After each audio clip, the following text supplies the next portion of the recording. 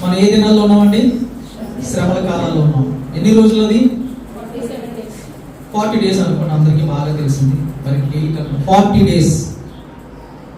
ఒక 40 days మనము దేవుని సన్నిధికి నిర్ణయించబడిన డేట్స్ లో గ్యాప్ లేకుండా, లింక్ తెగిపోకుండా రావడము దేవుడి యొక్క చిత్తమై ఉంది. దయచేసి 40 days కూడా ఎప్పుడైతే నిర్ణయించబడిన ఆ తేదీలు, ఆ డేట్స్ ఉన్నాయో ఆ రోజుల్లో మీ అందరూ కూడా దేవుని సన్నిధికి వచ్చి ప్రార్థన చేసుకుని వెళ్ళిపోతే చాలు, మీకు నిండైన దేవుళ్ళు వస్తారు. అట్టి విధంగా దేవుడు మిమ్మల్ని దీవించును గాక. ఆమేన్. చాలా మంది అంటూ ఉంటారు 40 days బైబిల్లో చేయమని క్రైస్తవులకి ఎక్కడైనా రాశాడా నూతన నిబంధనలో అని చెప్పి ఒక ప్రశ్న అడుగుతూ ఉంటారు. నూతన నిబంధన చదివిన మన అందరం కూడా ఎక్కడైనా రాయబడి ఉందా క్రైస్తవులైన వారు ఈ 40 days ఇలా ఆచరించండి అని చెప్పి పరిశుద్ధాత్మ దేవుడు శిష్యుల చేత కానీ ఎవరైనా భక్తుల చేత కానీ ఇలా రాయించడా అంటే అలాగని ఎక్కడ లేదు.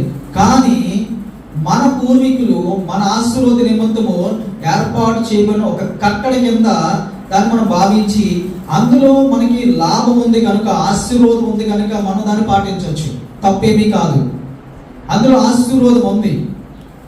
అది శారీరక సంబంధమైన విషయాలు ఏదైనా చెప్పుంటే పూర్వీకులు మనం అది పాటించకూడదు.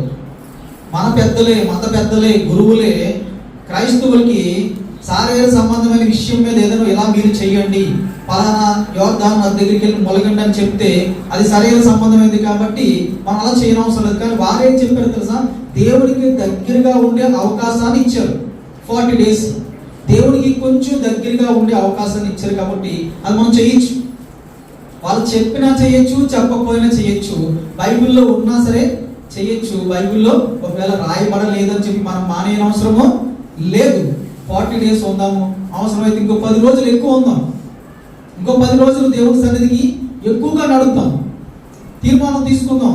అందరూ 40 days చేస్తున్నారు, నేను 50 days చేస్తాను. ఇంకొక 10 days దేవుని సన్నిధికి అదే ఆశీర్వాద నిమిత్తం నడిస్తే అందరికన్నా ఎక్కువ దీవెనలు మనకే వస్తాయి. దేవుడు మిమ్మల్ని దీవించును గాక.